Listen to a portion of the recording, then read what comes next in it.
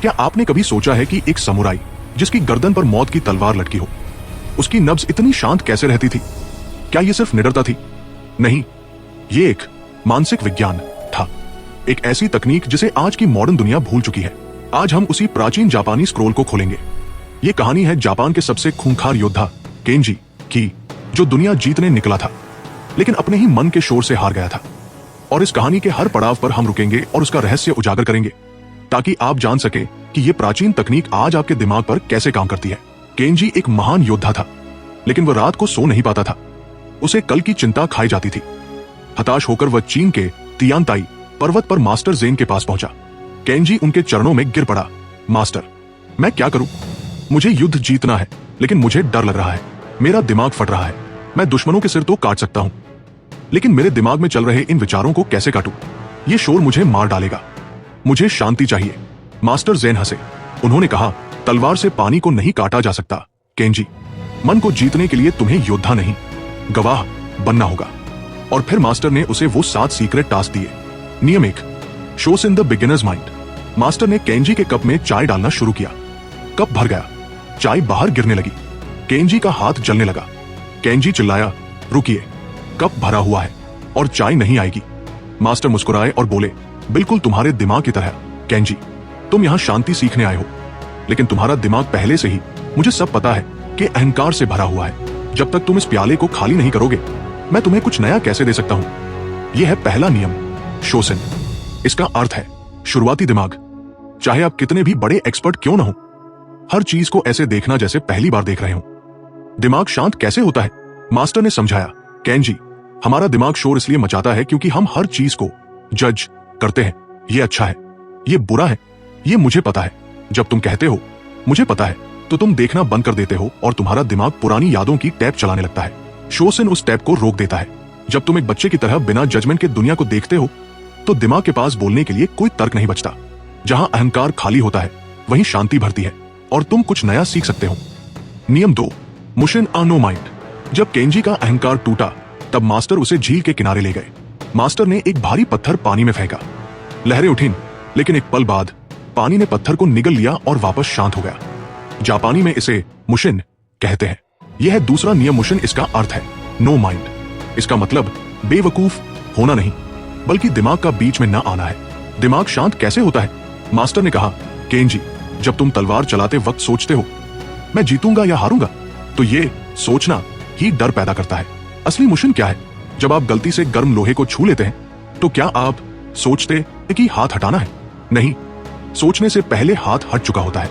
हमारे दिमाग का शोर देखने और करने के बीच के समय में पैदा होता है। मुशिन उस गैप को खत्म कर देता है। जब तुम सोचना बंद करके सिर्फ करना शुरू करते हो, तो डर के लिए कोई जगह नहीं बचती। तुम खुद बहाव बन जाते हो। नियम 3, किंतसुगी गोल्डन रुपए। आश्रम में केंजी से एक मिट्टी का गमला टूट गया। वो घबरा गया और टुकड़ों को छिपाने लगा। मास्टर ने उसे रोका।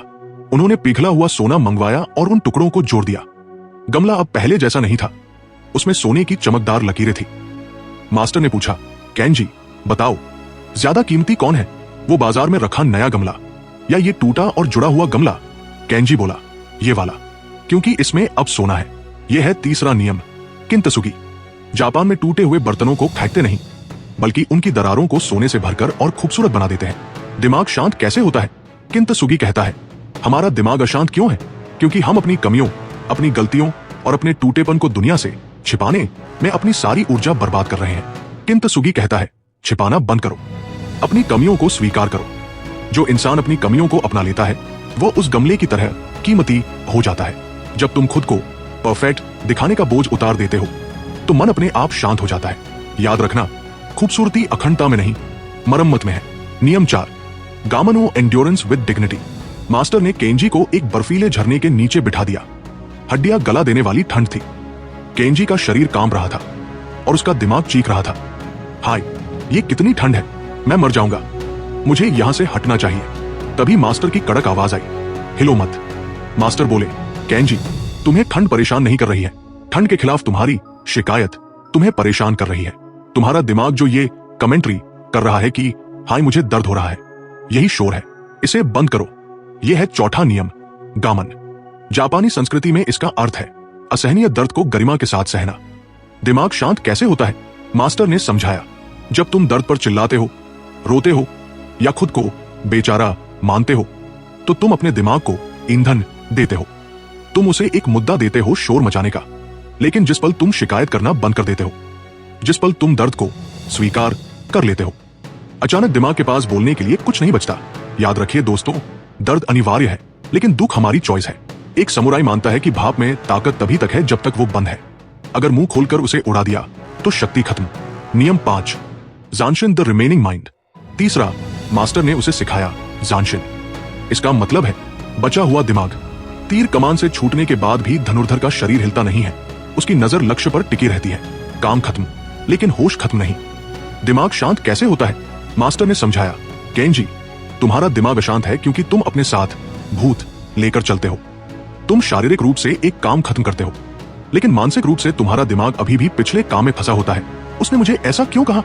ये अनसुलझी फाइलें दिमाग में जमा होती रहती है और शोर मचाती है। ज़ानशिन सिखाता है, हर काम के बाद एक पूर्ण विराम लगाना।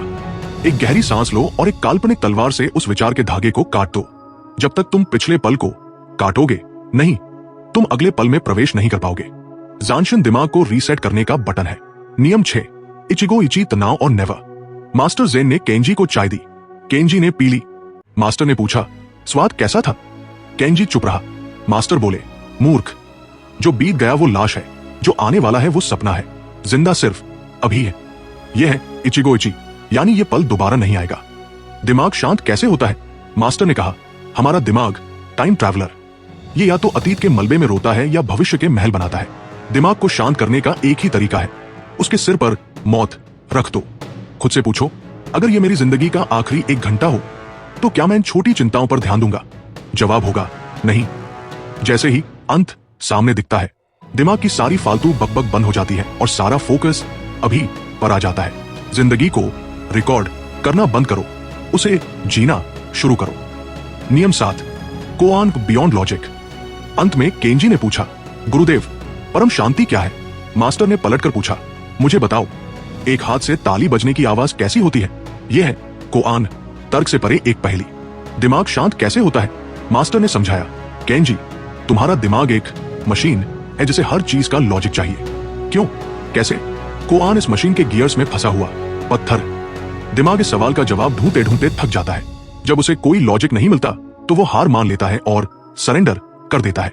जिस पल तुम्हारा लॉजिक फेल होता है और तुम सन्न रह जाते हो, बस उसी सन्नाटे में असली शांति है। जवाब मत ढूंढो, उस सन्नाटे को पियो। बुद्ध ने कहा था, हजारों युद्ध जीतने से बेहतर है खुद को जीत लेना। अब फैसला आपका है।